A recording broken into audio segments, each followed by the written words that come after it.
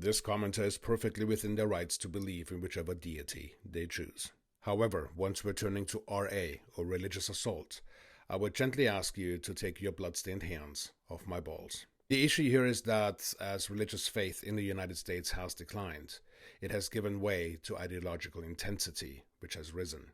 And somewhere throughout the last few decades, faith and ideology have come together, wedlocking a radical American Christian. The problem here is that the dwindling number of evidence-rejecting ideologists who fervently believe will leave no stone unturned to burden the rest of society with their quest for redemption, no matter the casualties. Simply put, to them, collateral damages are part of the ideological crusade. But let's go back to the basics, from the Bill of Rights, and then we'll spin it up to today's radical Christians being scared shitless.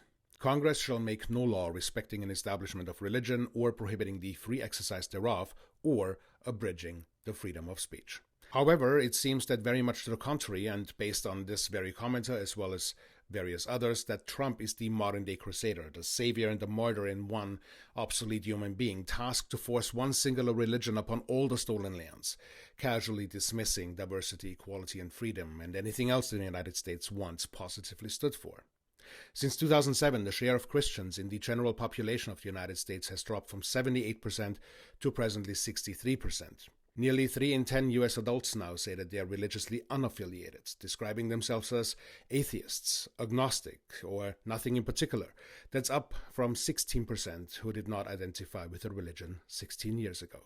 Not so fast though, because there is once again dissonance, showcasing that there is disparity between the voting public and our public representatives. Christians make up 88% of the voting members of the 118th Congress, only a few percentage points lower than the Christian share of Congress in the late 1970s, when 91% of members of Congress identified as Christian.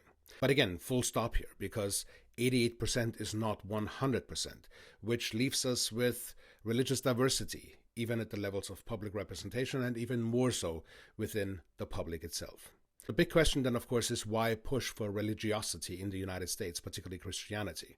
Whether this Trump or any other inadequate Republican, or, of course, one of the many theocratic think tanks behind the scenes, religion is big money and big identity. Depending on which factors you consider, religion contributes $378 billion by most conservative estimates, and up to $4.8 trillion to the US annually. Of course, most of it comes with significant tax benefits. There is an undeniable intersectionality between religion and business, and this of course opens up some consideration. Religion is big money, but it also gives rise to commit atrocities and then blame an imaginary leader. And although the atrocities committed stand in direct contrast with their book, which of course should be banned, they use the same book to excuse their radicalism, basically building a circular reasoning of excuses. And religion, of course, is also a demographic sustainer. The correlation between a dwindling white demographic and legislation that is rooted in religious arguments to sustain the master race is undeniable. This brings us all the way back to their playbooks.